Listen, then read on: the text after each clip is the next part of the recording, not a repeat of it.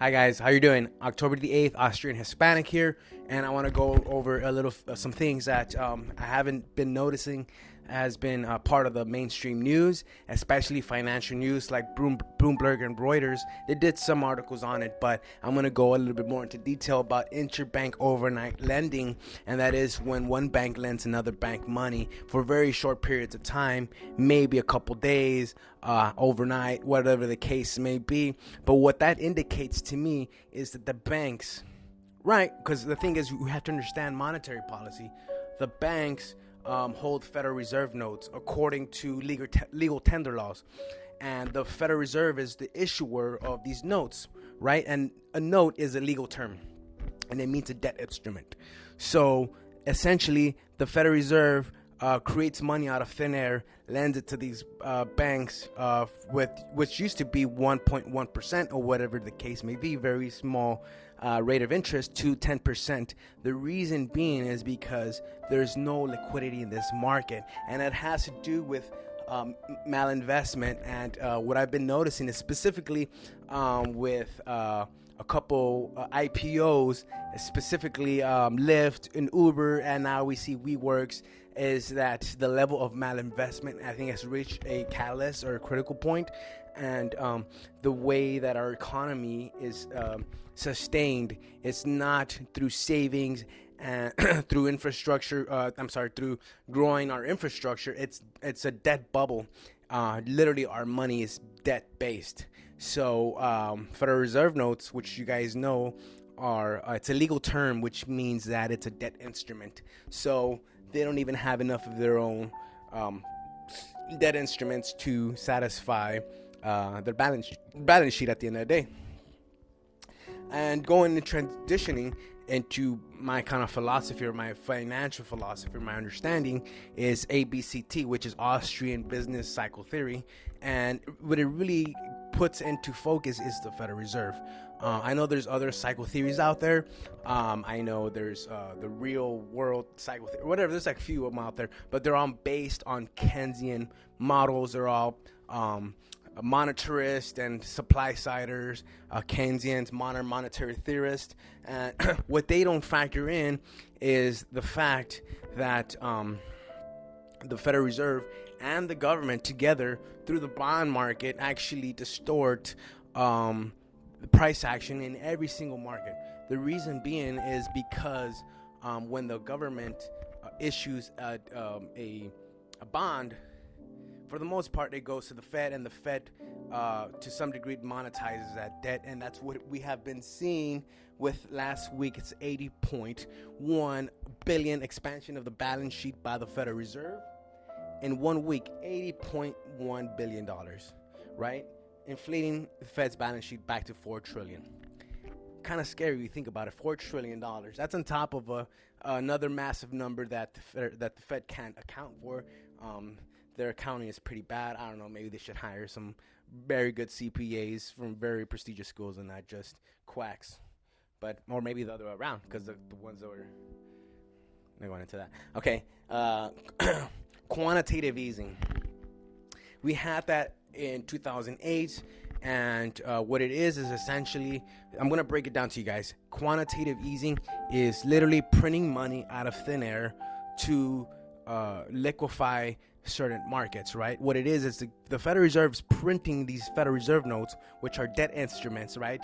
That have essentially no maturity, and they they go to the banks and they say, hey, we're gonna buy these garbage instruments that you guys have, like CDOs, credit default swaps, and all this other junk that just made the mortgage market so toxic.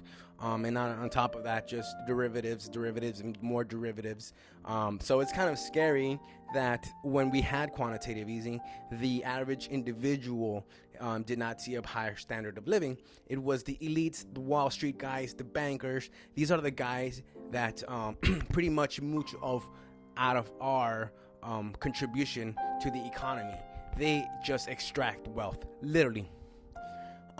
So modern monetary theory is just the worst of that. And I've been warning about this. I've been extensively looking into works by Stephanie Kelton. I think she's from Stony Brook. And then we have Warren Mosler, pretty bright guy. He had an automotive company.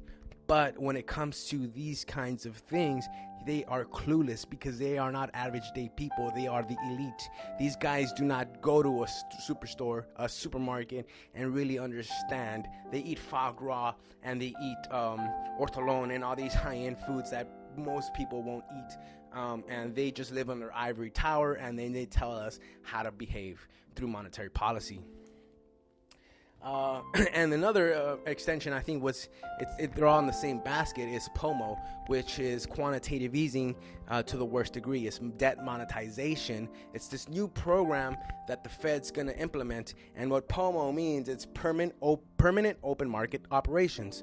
So they are just going to continuously liquefy the market, devaluing our dollars that are already in circulation, because that's what inflation is. So inflation, 3 phases. According to, I believe, Murray Rothbard. I'm going to give him credit because that's the one I have top of my head. So 3 phases of inflation. We have a monetary phase, right? So that's when the expansion of the monetary supply comes into an effect. The way that expansion works is that the Federal Reserve, again, prints money out of thin air and loans it to the government on interest. And then we have asset inflation, which is the price of things that actually bring you money. Those things go up, like real estate, like stock markets, and we see the stock market, especially the major equity indexes like Nasdaq, the Russell, and the Dow Jones. They just pretty much, I believe, hit all-time highs a few weeks ago, and the reason for this is because of POMO, permanent market operations, quantitative easing, these monetary policies that just benefit the ones that are in the know, the Wall Street guys, the bankers, and what it all comes down to is central planning doesn't work. Back about 2,000 years ago, we had the same kind of situation with the Roman Empire, with the Byzantine 6,000 years. I think 2,500 years before that. But what we do see is 1,600 years in gap. So what it is a group of individuals telling the rest of society, this is going to be our monetary policy, right? And the ones that directly benefit from this agreement, from this social contract, are the bankers, are the Wall Street guys, and they don't want you to know about it. If you really think about school, they don't teach us about monetary policy, about true economics, not just the nonsense that we get flushed in high school about, hey, I'm gonna show you how to iron a shirt and how to bake some cookies. I'm gonna show you, the tragedy is even what they do teach in college, which is Keynesianism, which is monetarism, which is Chicago school, it's all nonsense. It's all based on central planning, and it doesn't work. It has never worked. And these guys with their PhDs and their MBAs and all this other alphabet soup of degrees, they believe that they know what's best for everyday individuals, when the truth is they don't have your best intentions at heart. And number 2, they really don't know what they're talking about, because these aren't everyday individuals. The truth about money, right? The reality is, after 1971, Richard Nixon took us off the gold standard. Now, what that means is that we went from a system of where it was extremely difficult to manipulate the money supply, right? Because the properties that gold has, because its fungibility, it's universal, you can divide it up or add it up, its uniformity. These properties that central bankers don't like because they can't manipulate it. Right? When we have a fiat currency and it's fractionally reserved, what that means is that fiat, it's based on faith. It's based because I'm telling you it's worth something, not because of the properties that it holds, like scarcity and fungibility and universality, or that it's been money for 6,000 years. That doesn't matter. I'm telling you this is money because of legal tender laws.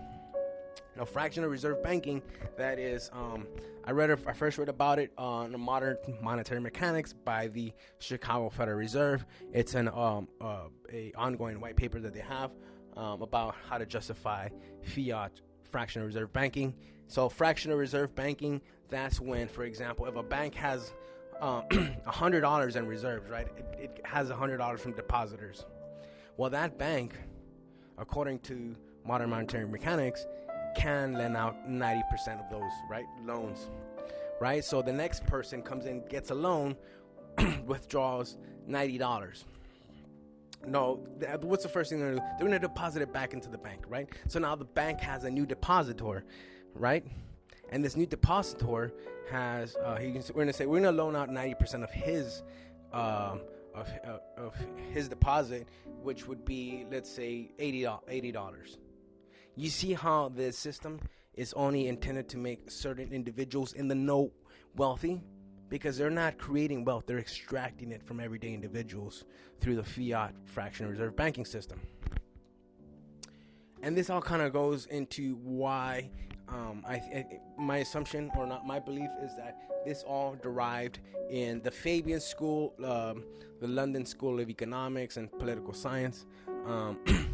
So they've been pretty much a socialist, an open socialist society for about 100 years, a little bit more over that.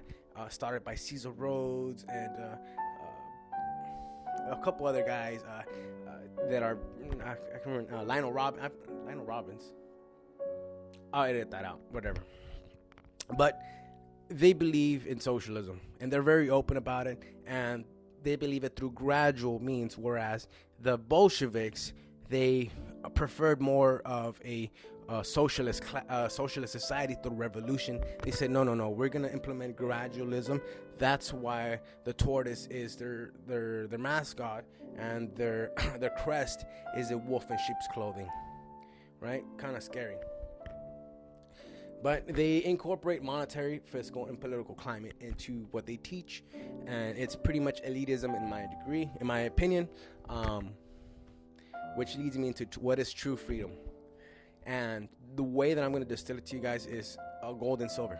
When we have a monetary system that is based on gold and silver, or a commodity-based currency, then it's extremely difficult for the central bankers to manipulate it. It is extremely difficult for them to get away with what they do now.